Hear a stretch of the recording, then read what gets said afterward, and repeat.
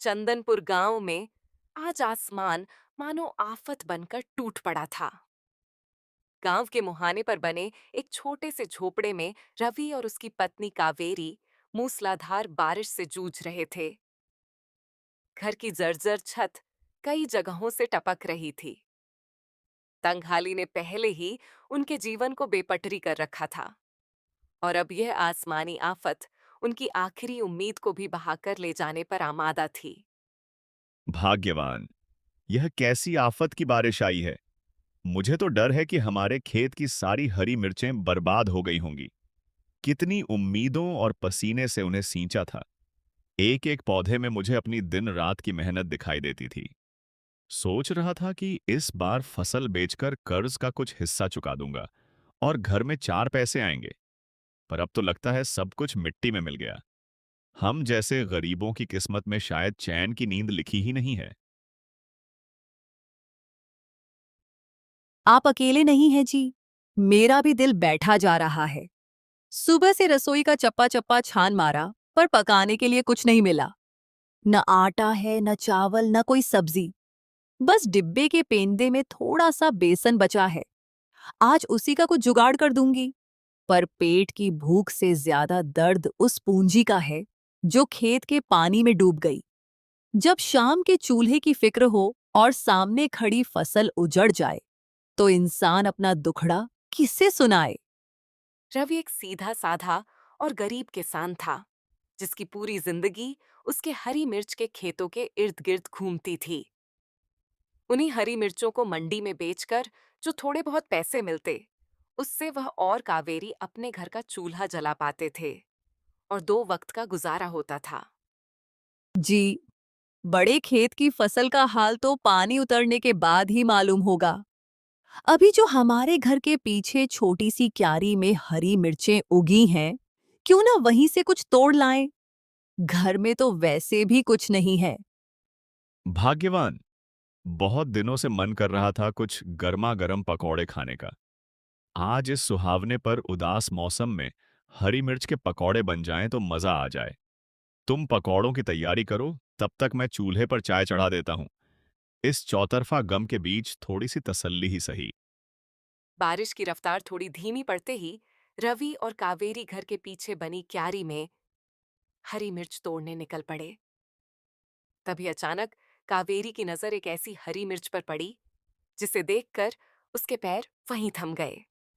वह एक बेहद विशाल, गहरे हरे रंग की और अजीब सी चमक वाली मिर्च थी। उसका आकार साधारण हरी मिर्चों से 10 गुना बड़ा था। अरे बाप रे, इतनी बड़ी हरी मिर्च! मैंने अपनी पूरी जिंदगी में ऐसी अनोखी चीज कभी नहीं देखी। यह मिर्च है या विधाता का कोई करिश्मा? यह तो किसी जादुई अजूबे जैसी लग रही है। इतनी विशाल हरी मिर्च! हे भगवान, मेरी तो आंखों पर यकीन ही नहीं हो रहा। दोनों कुछ देर तक उसे कौतूहल से निहारते रहे और फिर बिना वक्त गंवाए उसे संभालकर घर ले आए।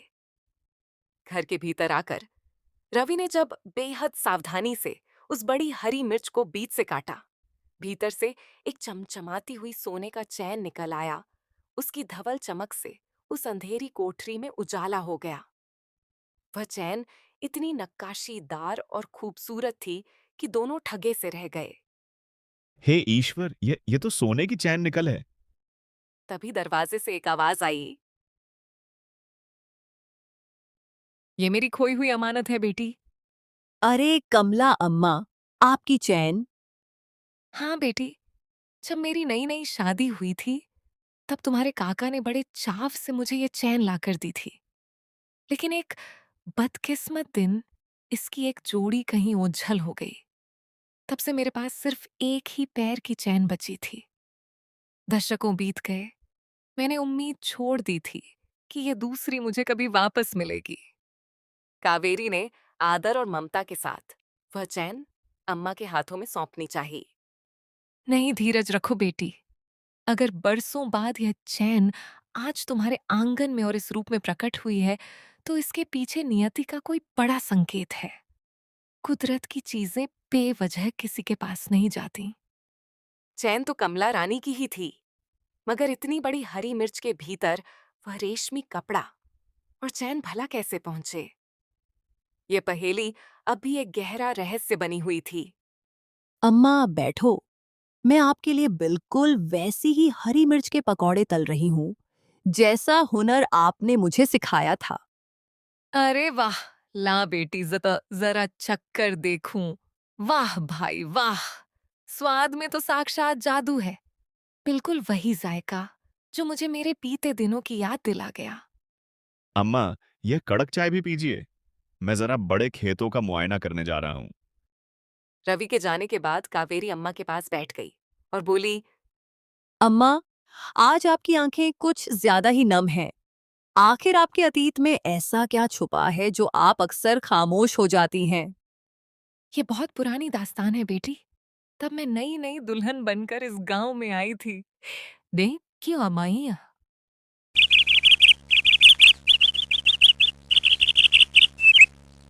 अरे कमला, तुम यहाँ काम छोड़कर इस फूलों की सुंदर क्यारी में तितलियों की तरह घूम रही हो क्या? हाँ जी, क्या करूं, मेरी वह चैन खो गई है जो आप मेरे लिए लाए थे। मैं उसे ही ढूंढ रही हूँ। अरे तुम और तुम्हारी वह चैन पूरे दिन घर में छन छन करती रहती हो। मिल जाएगी, घबराओ मत। और क्या पता, जब वह चैन मिले तो उसके साथ तुम्हें कोई बहुत बड़ा खजाना भी हाथ लग जाए। आप ही ना बस मजाक सूझता है। कल सुबह से गायब है वे, और आप यहाँ खड़े खड़े मुस्कुरा रहे हैं। आपको काम पर नहीं निकलना क्या? जा रहा हूं भाग्यवान। बस सोचा कि मजदूरी पर जाने से पहले अपनी इस हरी भरी फूलों की बगिया को जी भरकर निहार लूं। कितनी सुकून देने वाली जगह है ना यह। बात तो आप सच कह रहे हैं। और सुनिए, शाम को जल्दी लौट आइएगा। हाँ, और सुनो, पड़ोस वाले गांव में मेरे परम मित्र दीनदयाल के यहाँ एक नन्हा बालक हुआ है। उसका नाम उन्होंने रवि रखा है। आज बाजार में हरी मिर्च के पकौड़े बेचने के बाद मैं सीधे उसके घर बधाई देने जाऊंगा। लौटने में थोड़ी देर हो सकती है, तुम रात का भोजन बना लेना। ठीक है जी, मैं बिल्कुल वैसे ही पकौड़े तैयार रखूंगी जैसे आपने मुझे सिखाने का वादा किया है। बस मेरी वह चैन मिल जाए। मिल जाएगी कमला, भरोसा रखो। और मेरी बात याद रखना, जब वो मिलेगी तो किस्मत का ताला भी खुलेगा। काली रात का वक्त था। चारों तरफ खौफनाक सन्नाटा पसरा हुआ था। अचानक कमला के जर्जर दरवाजे पर किसी ने जोर जोर से सांकल खटखटाई। बदहवास हालत में कमला ने दरवाजा खोला तो उसे खबर मिली कि उसके पति आनंद की बैलगाड़ी पलटने से मौके पर ही मौत हो गई है। यह वज्रपात सुनते ही कमला के पैरों तले से मानो धरती खिसक गई। उधर समय के साथ दीनदयाल का बेटा रवि जवान हुआ। उसने उस फूलों की जमीन पर मिर्च की खेती शुरू कर दी, और वही हरी मिर्चें आगे चलकर अम्मा के मशहूर पकौड़ों का मुख्य आधार बनी। साल दर साल बीतते गए। फिर एक दिन कावेरी इस घर में ब्याह कर आई। पहली ही मुलाकात से कावेरी और अम्मा के बीच एक ऐसा पवित्र रिश्ता बना। अगले दिन की भोर में जब कावेरी घर के कोने की सफाई कर रही थी, तभी उसकी नजर उस रेशमी पोटली पर पड़ी जो मिर्च के अंदर से निकली थी।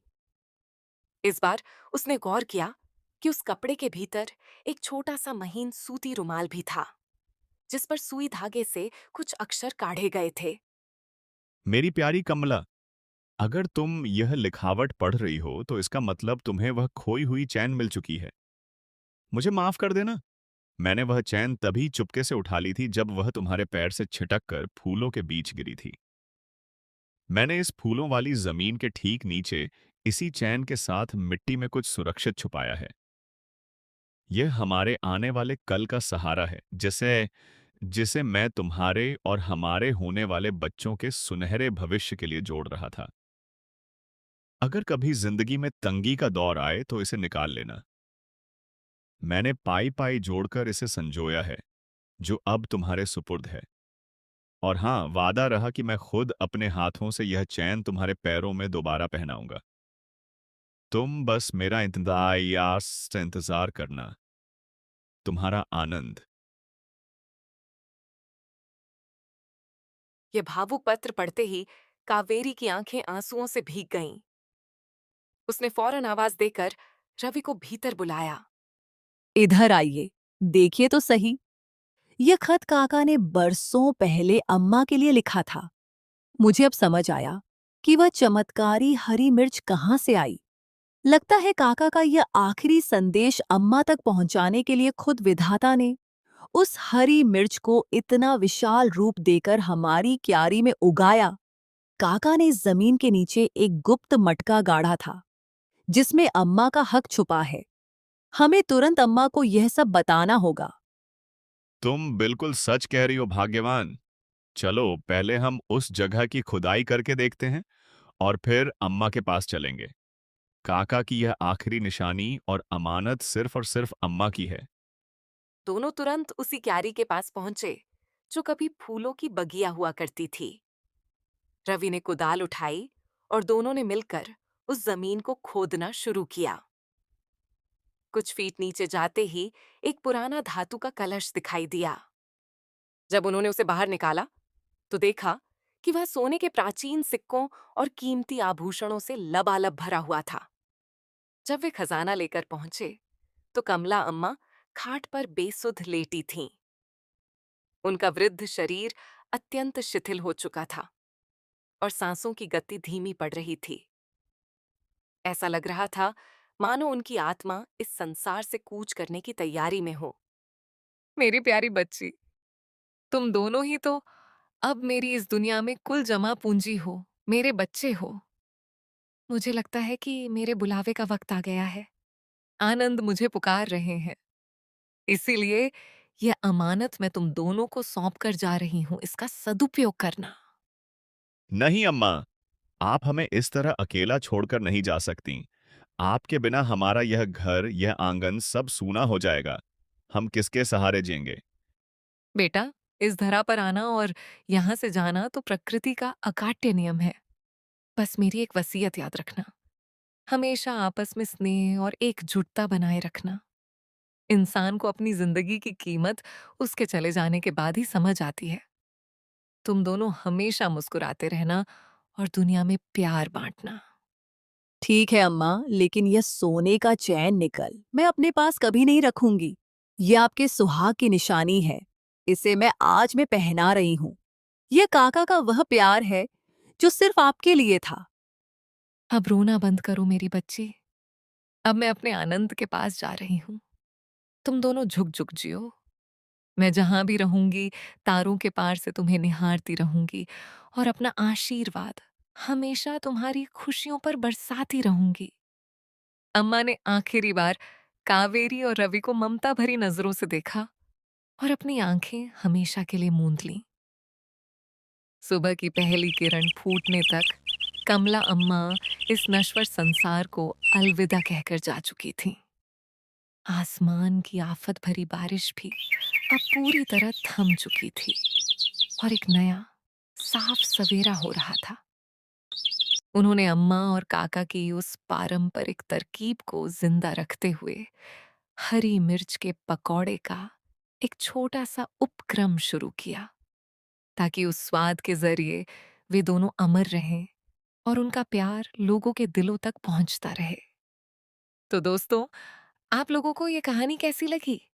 कमेंट करके जरूर बताएं, वीडियो को लाइक करें और चैनल को सब्सक्राइब करना न भूलें।